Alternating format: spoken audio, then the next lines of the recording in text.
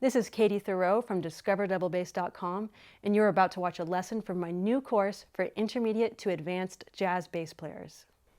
Another thing I like to do, just to kind of do something different with my soloing, especially if I feel like I'm in a rut or I'm always playing over the same phrases. A lot of the music that we play is built in 4 or 8 bar phrases, some sort of even number of phrases. So we tend to always play over like a cadence, and we don't usually start maybe on the second bar of that cadence or in the middle of a key change. So this is a way to just kind of get you out of doing that. It takes a little bit of brain power. So what I like to do is, again, either over myself playing a bass track that I've recorded and just loop it, or you'll have this nice recording to play over.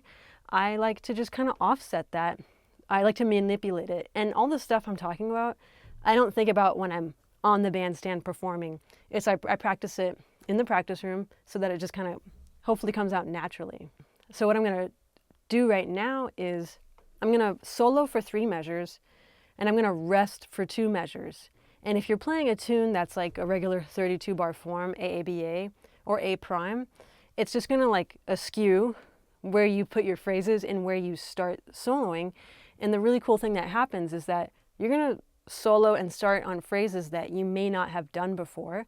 And so it's going to give you different ideas melodically, maybe rhythmically, and it'll just offer something different for you that you may not have considered before.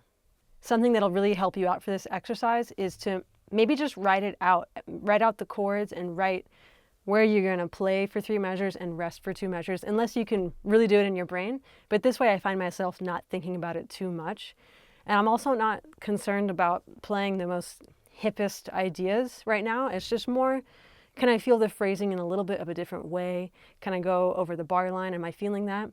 So it might be a good idea, just if this is really brand new for you, you can stick with that 1 or 2 note motif idea just to feel how it feels going around the phrasing. So right now I'm going to solo for 3 measures and then rest for 2 measures. 1, 2, 1, 2, 3. Da-dee-dum, ba-dee-da-dee-dum, ba-dee-da-dee-dum.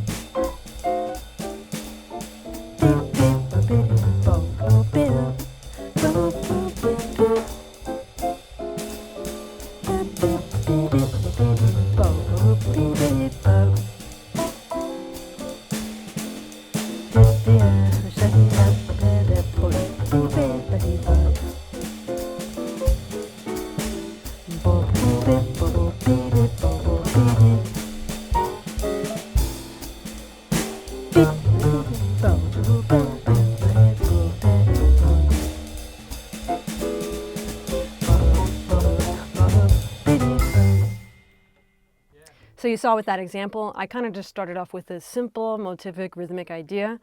And if you kept doing this, it's just going to keep changing. The measures that you're playing and the measures that you're resting are going to keep kind of cycling and becoming a little bit more and more askew. And so it does help me, and especially on different songs with maybe different, if there's more key changes or the tonal center changes. Instead of just always playing right when it changes, try playing through it or before it. We don't always we tend to just play like either 2 or 4 bar phrases at the beginning of the phrase. So this is a fun exercise to just kind of push me out of my comfort zone. And again, like I said, do it for a few choruses. I have to write it out because I can't think about doing it in my head. And so now what we're going to do is the opposite. I'm going to rest for 2 measures and play for 3 measures. 1, 2, 1, 2, 3.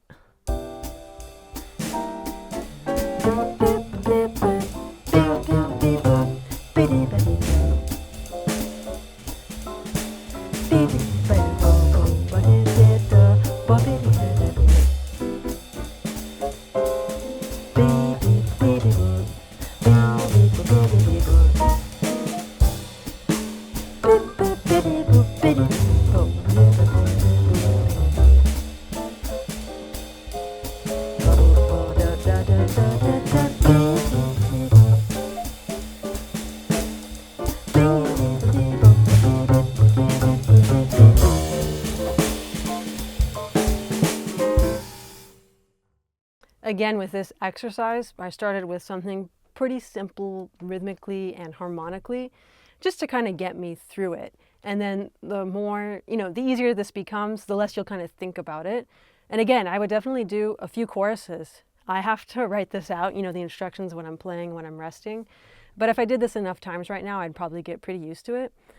What I always do with any of these exercises, the single note exercise motif, taking someone else's solo, and this exercise resting, I'll do it for a few choruses, then I'll forget about everything. Forget everything I just said, and then I'll just play. That's the whole point. Just play, as you normally would, just kind of without thinking any of this stuff, and see what happens and have fun. At the end of it, you can kind of always maybe recall one of those melodic motivic ideas, but just put it into practice immediately.